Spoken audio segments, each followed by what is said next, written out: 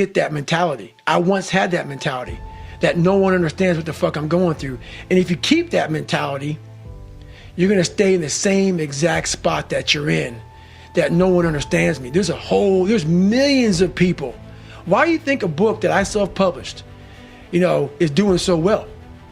With a story that's so fucked up. People I'll never forget when I went to a publishing house, who's gonna resonate with this story?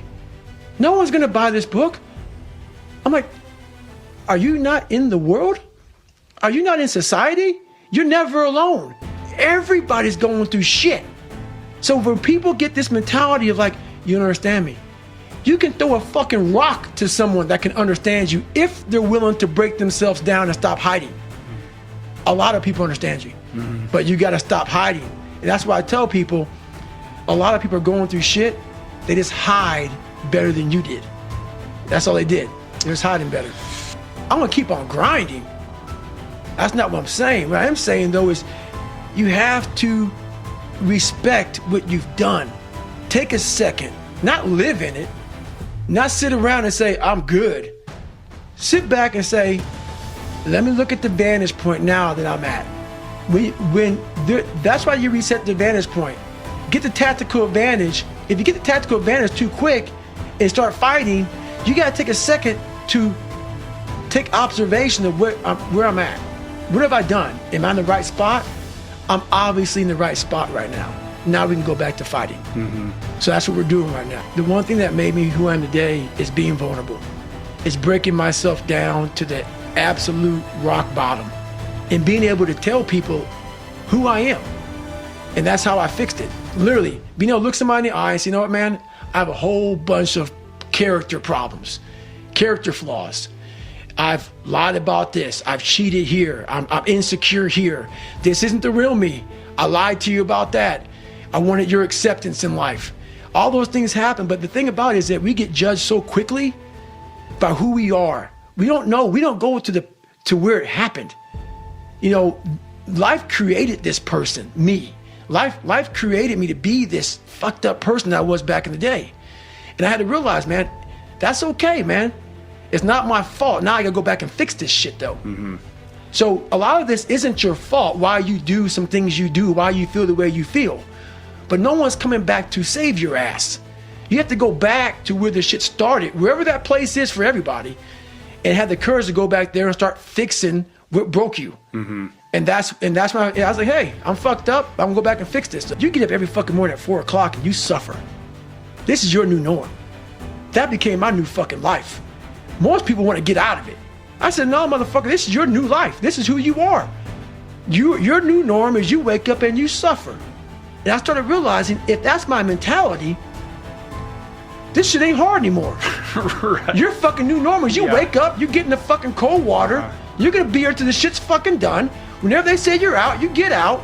So my new norm, so I do that now today. My new norm now is if I'm doing a 200-mile run, your new norm now, man, is you fucking are doing 200 fucking miles. I wanted people to push me outside of my comfort zone every day. And I thought this was gonna be the absolute best platform to do that. These guys, the stories I heard after Buds, it just gets harder. And I didn't see it that way. Because Buds is just to become the SEAL. That's right. I'm like, my God, I can't imagine what the fuck's gonna happen. But what happens to a lot of people, not everybody, can't speak for everybody, I don't know everybody. Buds breaks people down to the point where you don't want to be broken down again like that. To me, that was exactly the exact starting point for my journey in life. That was the starting point for me. For a lot of people, it's the finish line. And I didn't see it that way for me. So that's where I started becoming uncommon amongst uncommon people, is where I started realizing that you put people on a pedestal that you shouldn't. That you got to get in there yourself and examine people, see what's really about yourself. So once I got in there and realized, hey, these are just normal people. Yeah, they're a lot better than some. They're able to get through. I know a lot of people who can get through Navy SEAL training. But, there's a lot of mystique behind all that stuff. And as you start to go through and you start to break it open a little bit, a lot of hard guys, but, I wanted more. All right, visualizing is my biggest tool of life. That's why I've been able to put myself in cold water, put myself in a 100-mile race millions of times before I've done it. and I'm able to go through the race and see how I'm going to feel at mile 50, almost to the exact feeling. Right. So when it comes up, it's no surprise. It's no surprise. I've already done this a million times. And that's the one thing I practice and practice and practice and practice overnight. But also, the most important thing is I practice that feeling of accomplishment that I'm going to have when it's all said and done with. I don't judge people. I'm judged a lot by how I look.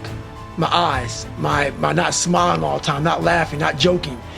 And that's I'm a funny motherfucker. Big time. But guess what? Right now, it's easy to be happy. It's easy to smile. Those are the good times. The good times. Those times don't need to be trained. You know, I had to train myself for good times. Those times, for most people, don't need to be trained. What I'm trying to give you all is the misery of sometimes we go through in life. Those are the times we don't want to fucking talk about. We want to skip forward to peace. Let's just fucking fuck all this. Let's skip all this pain and suffering and misery of real life. Let's cover it over, nice big blanket, and let's find peace. No. Sorry. It's not possible. You gotta go into that fucking hellhole of life that you have that fucked you up and fix it.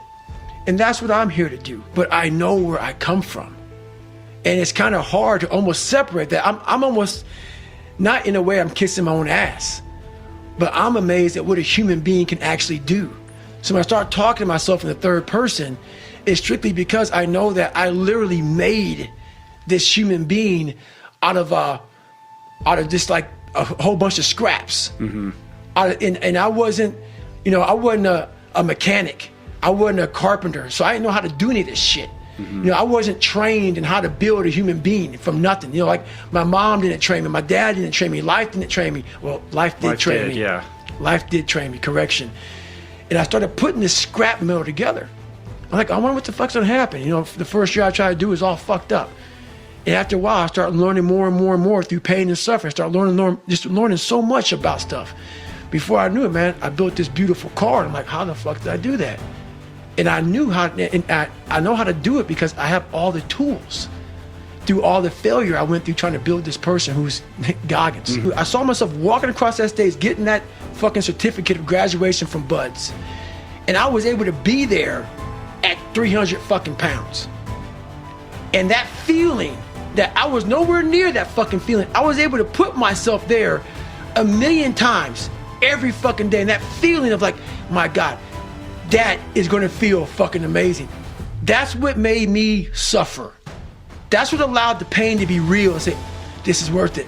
I want to feel for this fucking next 18 months. It took me 18 fucking months to finally become a Navy SEAL, to finally, just get through Buds. 18 months, it's 6 months. It took me 18. That's what woke me up every fucking morning was, I'm gonna put myself through this much fucking pain and suffering for a few seconds. That's all it is. A few seconds of joy. And it's so fucking worth it, man. That's what people don't get. So I'm able to put myself at the finish line, even though I have no finish line, but at the finish line of an event before I even start the motherfucker to say, how are you gonna feel at the end of this? And one thing I guarantee you, there's some stat out there about January 1. All that kindling that you started, all that motivation usually burn out by about 10 to 12 days later. So let's see how far you can take that shit. Let's see if you can get a fucking That is a inferno challenge going. from Goggins to you. Usually it's 10 to 12 days, man. People always come to me, man, hey, I want a workout program. I no longer give them anymore because you're going to waste my fucking time. Because I know most people out there, once that fucking one alarm clock goes off at the wrong time of the day, I'm not going to the gym. Right. Or they get the workout program, but then they're like, hey, they hit you up again. What kind of watch do I need to get? That's right. What kind of shoes? The questions just keep coming. Every day goes by without anything going on. Keep coming. Go to the store, buy a pair of shoes, and Merry Christmas. Have fun with that shit. Call me after you lose some fucking weight running your ass in the dirt, and then we'll work on some other shit. Right on. Get your base on. There you go, man.